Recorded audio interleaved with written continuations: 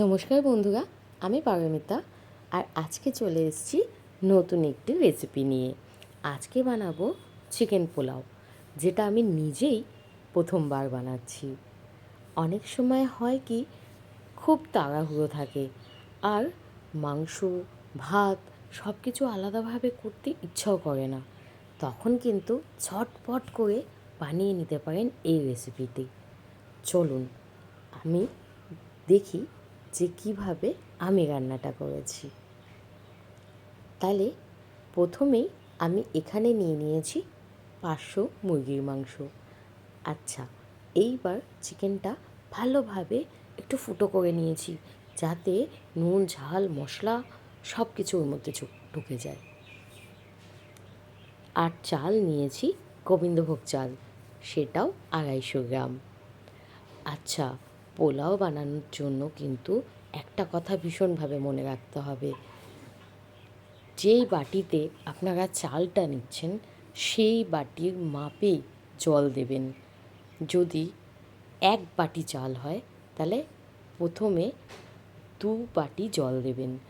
তারপর যদি প্রয়োজন হয় তখন আর একটু জল দিতে পারেন।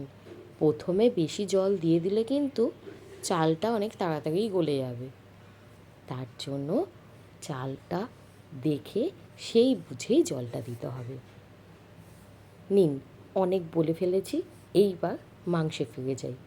মানে মাংসটা ম্যারিনেট করে নিই। এখানে দিয়েছি আমি 1 চামচ নুন, আর যেই মশলাটা দেখালাম, মানে আদা, জিরে, লঙ্কা, পেঁয়াজ, রসুন, সেইগুলোই পেস্ট করে আমি মাংসের সাথে মাখিয়ে নিয়েছি। মাংসটা 1/2 ঘন্টা রেস্টও দিতে পারেন। যদি হাতে সময় না থাকে, ডাইরেক্ট চলে যাবেন কড়াইয়ের কাছে। এইবার তেল গরম করে তার মধ্যে দিয়ে দিয়েছি 1 চামচ ঘি। এখানে আমি নিয়েছি 1/2 কাপ মতো সাদা তেল, আর তার সাথে ঘিটা দিয়ে দিয়েছি। আপনারা যদি চান ঘি তখন না দিয়ে রান্না শেষেও দিতে পারেন, তাতেও খুব সুন্দর একটা ফ্লেভার আসবে। এইবার প্রথমে আমি পেঁয়াজগুলো ভালো করে ভেজে নেব। পেঁয়াজটা ভালো করে ভেজে খানিকটা তুলে রাখবো। আর ওই তেলের মধ্যেই বাকি রান্নাটা আমি করব। প্রথমে আমি ম্যারিনেট করা চিকেনটা ভালোভাবে কষিয়ে রান্না করে নেব। হ্যাঁ, এইভাবে কিন্তু আপনারা নর্মাল চিকেন কষাও বানাতে পারেন।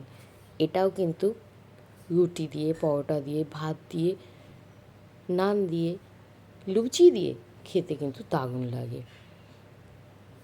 তাই বলে আজকে কিন্তু আমি এখান থেকে একটা মাংসও কারোর জন্য তুলিনি, পুরোটা দিয়েই পোলাও বানিয়েছি।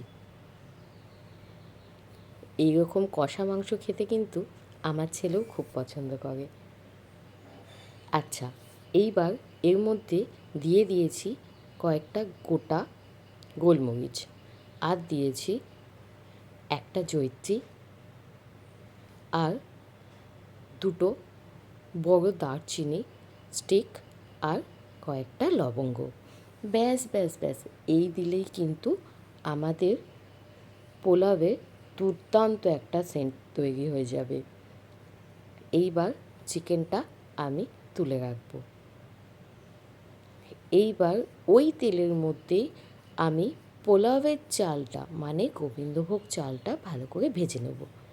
পোলাও রান্না করতে গেলে কিন্তু চালটা খুব ভালো করে ভেজে নিতে হবে, তাহলে চালটা বেশ ঝরঝরে থাকবে। যারা আপনারা পোলাও বানাতে জানেন তারা তো এটা জানেনই, এটা হলো আমাদের নতুন রাঁধুনিদের জন্য বলে রাখা একটা টিপস। আশা করি বুঝতে কোনো অসুবিধা হয়নি। আর আমরা তো রান্না করতে করতেই শিখবো, বলুন। চলুন, ভালোভাবে চালটা আমি ভেজে নিয়েছি। এই রান্নাতে কিন্তু খুব বেশি মশলা লাগে না, খুব সহজে হয়ে যায়। যে কোনো দিনের ডিনারে বা দুপুরে আপনারা এই পদটি বানিয়ে নিতেই পারেন। এই এক পদেই কিন্তু পুরো খাওয়া কমপ্লিট হয়ে যাবে।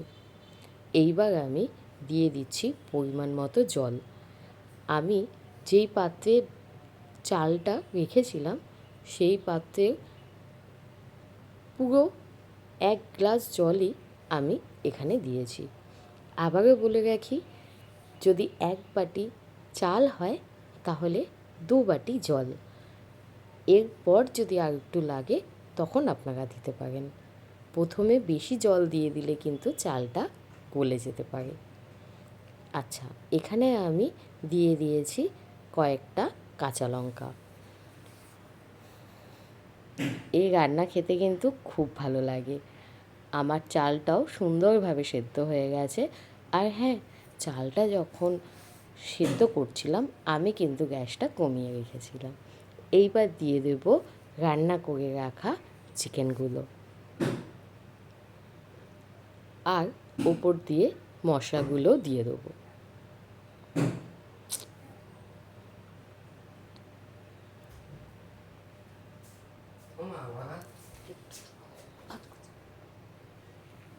আর দিয়ে দেবো ভেজে রাখা পেঁয়াজগুলো, আর তার সাথে দিয়ে দিয়েছি খানিকটা নুন। আর হ্যাঁ, এখানে খানিকটা জায়ফল আর জয়িত্রী গুঁড়ো করে আমি রান্নায় দিয়ে দিয়েছি। এটা কিন্তু খুব বেশি দেওয়ার দরকার নেই, অল্প একটু দিলেই হবে। আশা করি আমার রান্না আপনাদের ভালো লেগেছে। আজকে কিন্তু খানিকটা মজাও করেছি। আশা করি আপনারা কিছু মনে করেননি। তাহলে এইভাবে আপনারাও বাড়িতে বানিয়ে নিতে পারেন চিকেন পোলাও। আর হ্যাঁ, পোলাওয়ের কষা মাংসটা কিন্তু খেতে বেশ ভালো লাগে। যদি আপনারা চান খানিকটা মাংস উঠিয়ে রেখেও পোলাওয়ের পাশে নিয়ে খেতে পারেন, সেটাও কিন্তু বেশ ভালো লাগে। তাহলে আবার দেখা হবে অন্য কোনো ভিডিওতে। ততদিন জন্য টাটা, সাবধানে থাকবেন, সুস্থ থাকবেন, আর আমার পাশে থাকবেন। আর হ্যাঁ, আমার রান্না দেখতে হলে প্লিজ আমার চ্যানেলটি সাবস্ক্রাইব করে পাশে থাকার অনুরোধ রইল। চলুন, আমার পোলাও কিন্তু একদম রেডি। আপনারাও চাইলে এইভাবে বাড়িতে বানিয়ে দেখতে পারেন। আশা করি খেতে খুবই ভালো লাগবে। নমস্কার, দেখা হবে